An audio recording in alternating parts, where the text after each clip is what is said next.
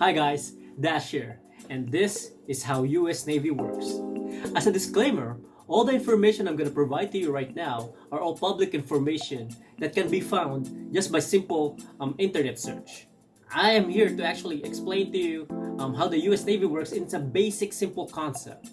I know people, my friends and family has been asking how complicated is it to be in the military and what do you guys do and how does the deployment works and all this crazy stuff. So I'm here to explain to you that US Navy is really not that complicated. This is the same as any business structure out there. So we are going to tackle what are the jobs in the Navy, what are the pay grades, what are the seashore rotation, and what deployments are if you serve in the US Navy. My friends and family often ask me, what are the jobs in the United States Navy? What do you guys do? Do you guys carry guns, rifles, and go charge into wars? Or maybe stay in the ship with your guns and ready to fight bad people? Well, first of all, United States Navy sailor are warfighting sailors first before we can actually execute our jobs. And we have jobs in the United States Navy. And it's just like a regular job in a civilian world. I'll give you an example. For instance, an owner of a restaurant business, right? In order for he or she to actually manage that restaurant, they need to hire a chef to cook food, and hire waiters to get the orders and serve the food, the meal to the customers. Then you have a cashier to do cash transaction. At the same time, the owner needs to provide a manager.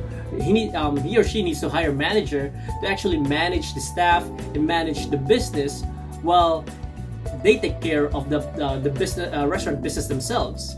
And if they have electricity problems, they need to call electrician, and if they have a plumbing problems, they need to call a plumber. Well, guess what?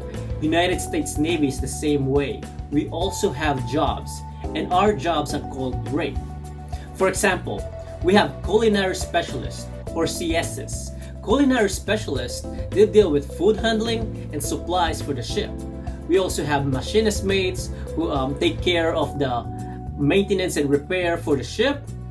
We have hospital corpsmen who usually works in a naval branch clinic or naval medical hospital and provide medical assistance while we are deployed anywhere in the world. We also have mass communication specialists. Yes, you heard me right, the MCs. They are in charge of photo editing, video broadcasting, radio broadcasting, and all those good stuff. And it's like the same as any other jobs there is. And if you want to know more information about other jobs that the United States Navy does or other rates that we do, all you need to do is do a research before you jump in and try to join the Navy. And if you have any questions or concern, please don't forget to write me down in the comment section below, and I'll try to give you the most accurate information that I can, alright? Now, when it comes to financial benefits, business organization utilize promotional chart or promotional pay grade chart to actually identify the different level of work that is, or the different level of management there is in a business. Like for example, you start as a worker or a clerk, and then you get promotion, you become a lead or a supervisor, then from supervisor to manager, and so forth and so on. Well, the Navy has the same thing. We use this pay grade chart. This pay grade chart identifies what status or what financial benefits you have in the United States Navy. You usually starts at E1 to E3, from a seaman recruit to a seaman, and then as soon as you meet your time and grade, you will take the advancement exam or get meritorious advance, and then you can become a petty officer. You acquire a crow, and then you get a chevron in the bottom. 1 chevron means you're a petty officer 3rd class, 2 chevron means you're a petty officer 2nd class, and 3 chevron means you're a petty officer 1st class. Then when you meet up E7, you become a chief, and your insignia change into an anchor, and you're gonna have a rocker on top of the crow. So again, for our potential sailors out there that are worried about the deployments or type of deployments they're gonna get into once they get out in the fleet, I'm here to try to explain to you how deployments work in the United States Navy. And again, as a disclaimer, all the information I'm going to provide to you right now are all public information, meaning that you can just do a simple internet research and you can find out about the facts that I'm gonna provide to you right now. First of all, let me explain to you about seashore rotation. So in the Navy, we have a seashore rotation that we follow through to help establish the manning and help our sailors recruit with all the stress and all the work that we do for the United States Navy. When you are at a sea rotation, that means you're going to be attached into a deployable command or deployable unit. Deployable command means that they go on deployment. So when they go on deployment, they usually attach into a ship. If you're in a squadron, you usually go into carriers, or if you're in a marine unit or any other unit, that means there's a chance that they might send you out there deployed in overseas or out there in the middle of the sea. After your sea rotation, you usually get sent out to a shore rotation unless you elect to go back-to-back sea rotation.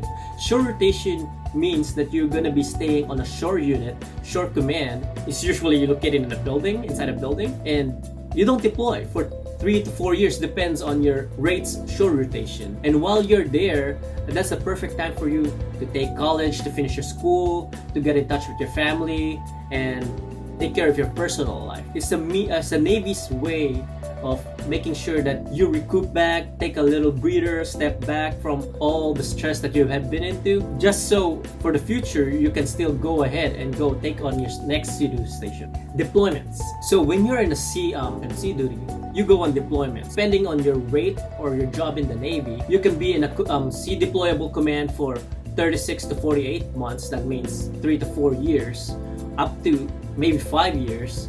And for that time frame, there's a chance for you to go out there and deploy with your command. And when you're attached to your sea deployable command for 3 to 5 years, that doesn't mean that you're going to be out at sea for 3 to 5 years. We usually do a rotation between commands that patrol around the globe. So when you're out there, you can either be deployed for 3 up to 9 months, depending on what command you're attached to. And when you're out there for 9 months, you're not going to be out in sea for 9 months. Maybe the longer you can be out in sea is 2. I barely heard people say that they've been out in sea for 3 months straight and then pulled into a liberty port, to any port around the globe, decompress for 3 to 4 days depending on the situation, and then go back and sea again. But for 9 months, you are out there somewhere making sure that we are protected against our enemies. Needless to say, if you're in a deployable command unit for 3 to 4 years, there's a chance that you deploy maybe 3 to 4 times, maybe less. So don't worry about it, don't stress about it. It's the best thing you can experience in the Navy, especially when you go visit different liberty ports around the globe. So like what I said, enjoy your time. I'm pretty sure you're gonna love those areas. And just to summarize, we talk about jobs in the Navy or rate. Every rate has a different role in the Navy, and every rate has a different seashore rotation. I am a personnel specialist in the Navy. We usually deal with pay transaction, finance, human resource for the Navy, travel claims, and so forth and so on. We talk about pay grade. As you can see, I have a crow and 3 chevrons. That means I'm a first class. So in the Navy, I am called PS1. We talk about seashore rotation. I'm currently in shore rotation right now, and for that reason I was able to do this video. We talk about deployments. So if you're planning to join the Navy, research what type of job you want to do in the Navy and what type of seashore rotation do they do, so you won't be surprised when you go out there in the fleet. I want to remind you that it's never too late to join. I joined in when I was 27 years old, and I never regret every single thing I've done in the Navy. And if you're planning to join the Navy, here's my piece of advice. Contact your Navy recruiter right now, because the longer you wait, the longer you can become a United States Navy sailor. So if you have any questions, comments, or concerns, write down in my comment section below. Don't forget to hit the like and subscribe button, and stay tuned for my future videos. Thank you so much for watching this video, and Huya Navy!